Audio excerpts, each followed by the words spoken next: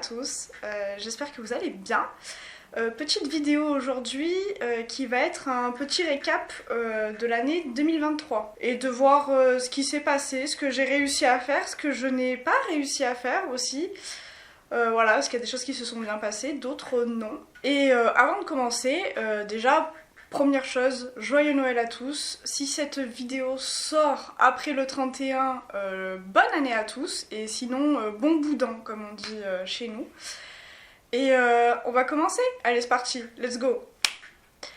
Alors, je savais pas trop par quoi commencer cette vidéo et je me suis dit que le premier thème que j'allais aborder, c'était la création de ma chaîne YouTube. Ça va faire un an, un peu plus d'un an que j'ai lancé ma chaîne YouTube. Ma première vidéo est sortie le 21 décembre 2022.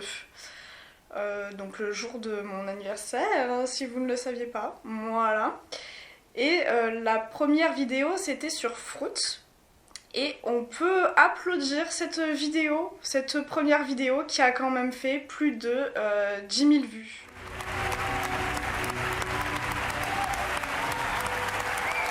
Je m'attendais pas à ça, je vais pas vous mentir, je m'attendais pas à ça pour une première vidéo, donc c'est hyper cool. Je pense que je ferai une vidéo mais entière sur justement mes vidéos, sur mes vidéos YouTube, pour parler des vidéos qui ont le mieux marché, celles qui ont le moins bien marché, mais surtout, le thème principal qui sera abordé, ce sera les haters. J'en ai pas beaucoup, heureusement, surtout que je suis une toute petite chaîne YouTube, mais j'en ai eu quand même quelques-uns, et je voulais partager ça avec vous, donc ça sera pas dans cette vidéo-là, mais une prochaine vidéo, parce que déjà, je pense que c'est important de communiquer les messages si doux et si gentils qui m'ont été laissés. C'est parce que je pense que c'est important de montrer aussi le côté moins fun, qu'après tout, il n'y a pas de raison qu'on n'en parle pas. Je ferai une vidéo entière consacrée à ça. Mais le positif de tout ça, c'est que la première vidéo a atteint plus de 10 000 vues et que je suis trop contente. Voilà, donc ça c'est le premier point. Ma chaîne a un an et je suis très fière de ça.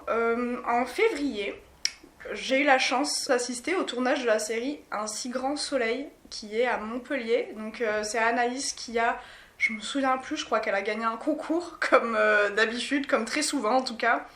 Et on a passé une journée complète, on a pris le train, on est allé à Montpellier, on est allé dans les studios de la série Un si grand soleil.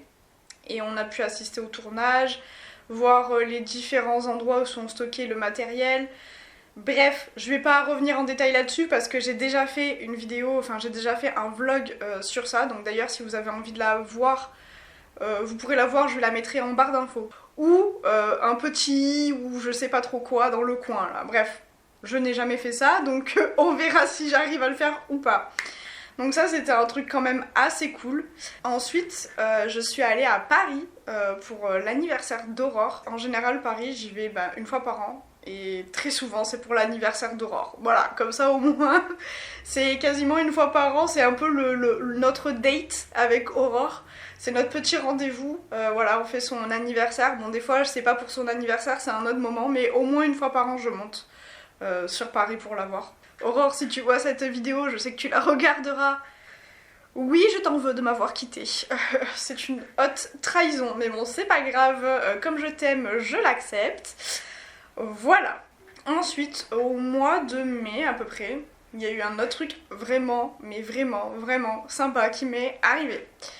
Je sais pas si vous avez regardé les dernières vidéos, parce que ça fait pas si longtemps que j'ai posté le vlog par rapport à ça, mais au mois de mai, c'était les 5 ans des Galeries Lafayette du Prado, et donc ils ont organisé un gros événement autour du voyage et de l'Europe, et principalement de la Grèce. À l'issue de cette journée, il y a eu un jeu concours, et il y avait 3 voyages à gagner, et j'ai fait partie des 3 personnes qui ont gagné un voyage pour aller en Crète. Et je suis trop contente, c'était trop bien, voilà franchement j'ai adoré avec Anaïs, on s'est régalé, on est allé en Crète, on a fait le tour de l'île, fait en long, en large et en travers, je crois que bon il y a plein de choses qu'on n'a pas pu faire parce que bien évidemment même si c'est une île c'est compliqué de se déplacer et de tout faire, on n'avait que 5 jours donc On n'a pas fait tout, mais franchement, voilà, je vous recommande vivement d'aller en Crète si vous avez l'occasion. Et si j'ai un conseil à vous donner, n'y allez pas en pleine saison. Parce que nous déjà on y allait en octobre et il faisait déjà bon et il y avait du monde. À mon avis en juillet, août, ça doit être l'enfer sur terre en Crète. Parce que ça doit être à mon avis, vous pouvez pas faire un pas sans vous marcher les uns sur les autres. Et en plus il doit faire excessivement chaud. Mais voilà, printemps, automne, franchement c'est une bonne saison pour y aller en tout cas. Et c'est vraiment... C'est pas un truc qui va vous dépayser, mais franchement c'est un endroit qui fait du bien. Voilà. On mange hyper bien, l'atmosphère est vraiment reposante. Les Crétois sont particuliers. Ils sont très sympas, mais ça se voit pas forcément au premier abord sur leur tête. Mais voilà, à part ça, non franchement c'est un endroit que je vous conseille de faire. En mai, j'ai fait autre chose aussi qui était vraiment trop bien. Mais vraiment, franchement cette année 2023, ça faisait longtemps que j'avais pas passé une aussi bonne année. Il s'est pas passé des trucs de dingue, mais j'ai passé, franchement sans mentir, une bonne année. Pas de A à Z, mais j'ai passé une bonne année. L'autre truc vraiment cool que j'ai fait en juin, je sais plus, un truc comme ça, mai-juin, je suis allée à Paris. Déjà, il y avait l'expo Harry Potter qu'on a fait, qu'on attendait avec impatience et qu'on a réussi à se caler à ce moment-là. Et je sais pas si vous avez eu l'occasion de faire l'expo Harry Potter, mais et je sais même pas si elle y est encore. Mais si elle y est encore, allez-y, franchement, je vous le conseille. Parce que franchement, l'entrée en soi est pas si chère que ça. Bon, par contre, la boutique souvenir, si vous avez pas forcément trop les moyens, comptez pas vous acheter des choses parce qu'il y a tout qui est hors de prix.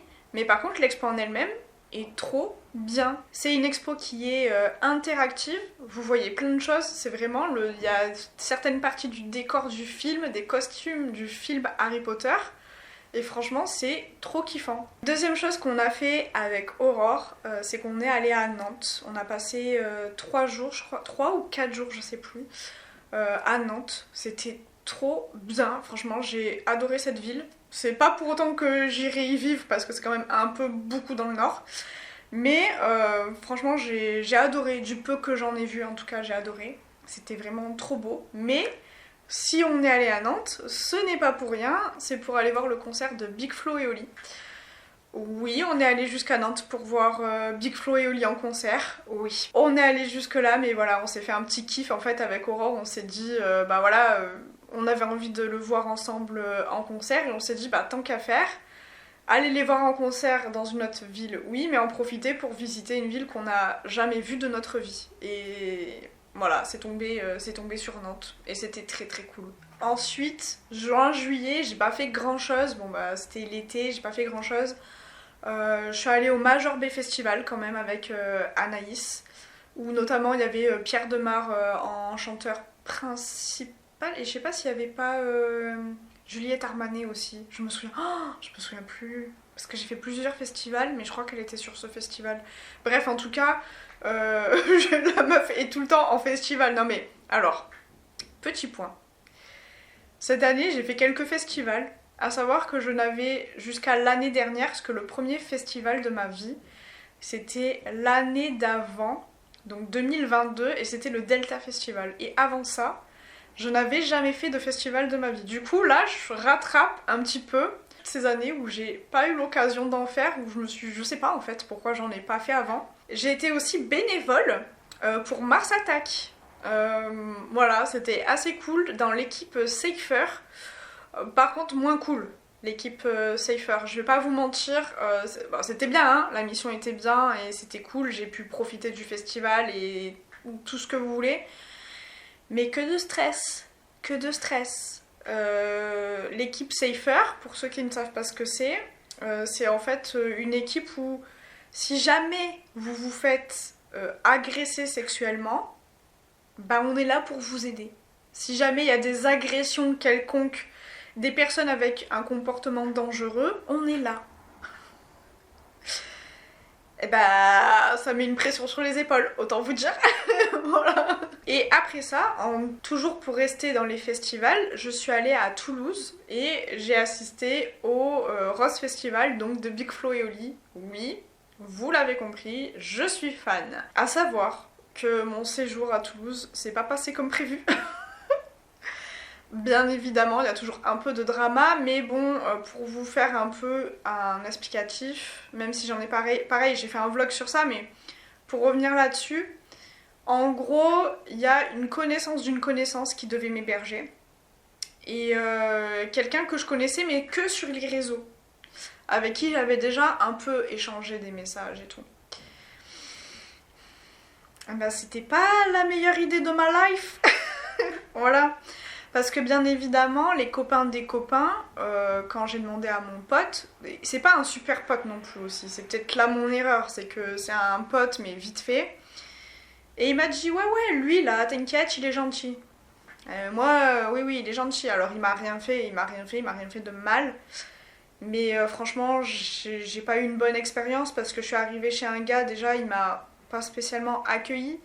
Je m'attendais pas à être accueillie les bras ouverts. Mais je pensais que j'allais être accueillie de façon quand même un peu plus sympathique que ça. Je suis arrivée, il m'a même pas fait faire le tour du propriétaire de l'appartement et tout. J'ai dû lui demander de faire un tour et il m'a dit ah mais pourquoi, y a rien à voir?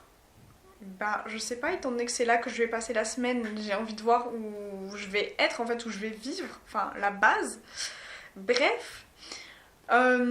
Ensuite arrive 22h, je lui ai demandé si on pouvait manger quelque chose parce que j'étais morte de faim.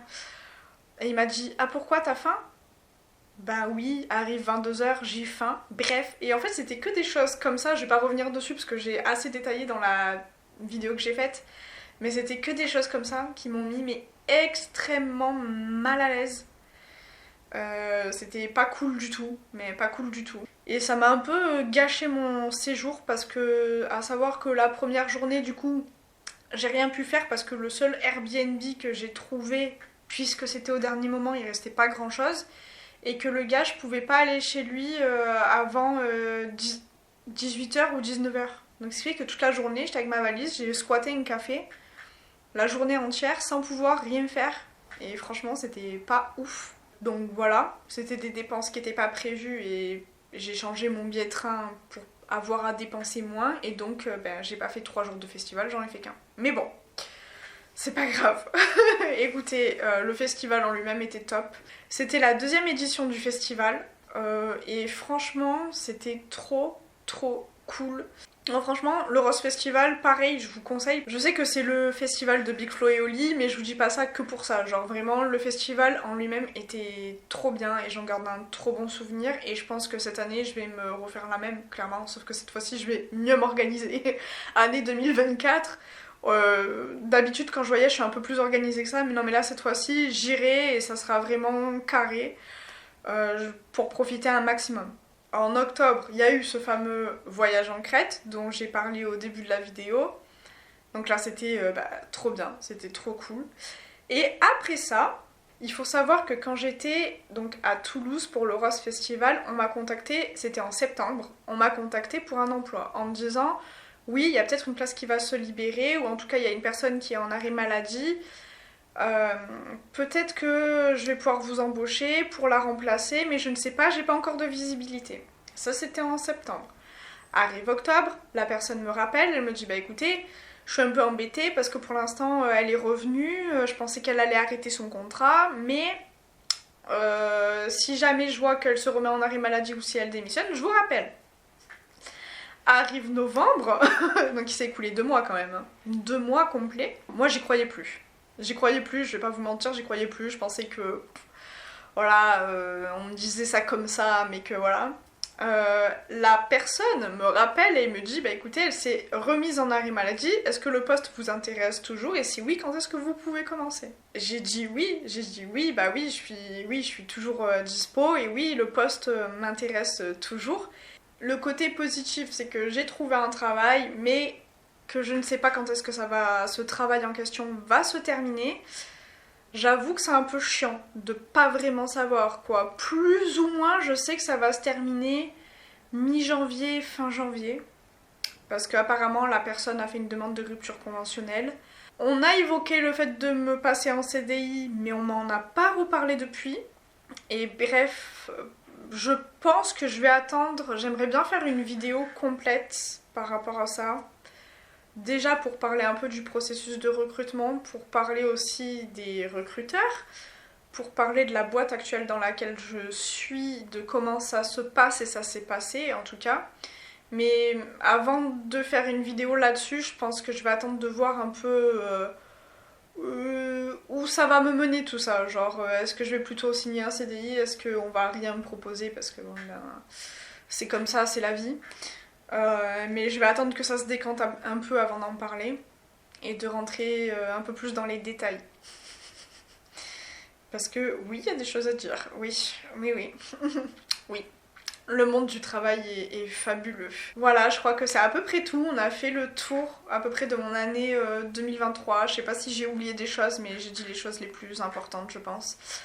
2024, il y a 2-3 choses aussi qui risquent d'être assez sympas. En tout cas, on va tout faire pour. Déjà, dès fin janvier, il va y avoir un événement assez cool. J'en dis pas plus pour l'instant, mais de toute façon, vous le verrez en vidéo, parce que bien évidemment que je vais faire une vidéo et que je vais faire un vlog. Voilà!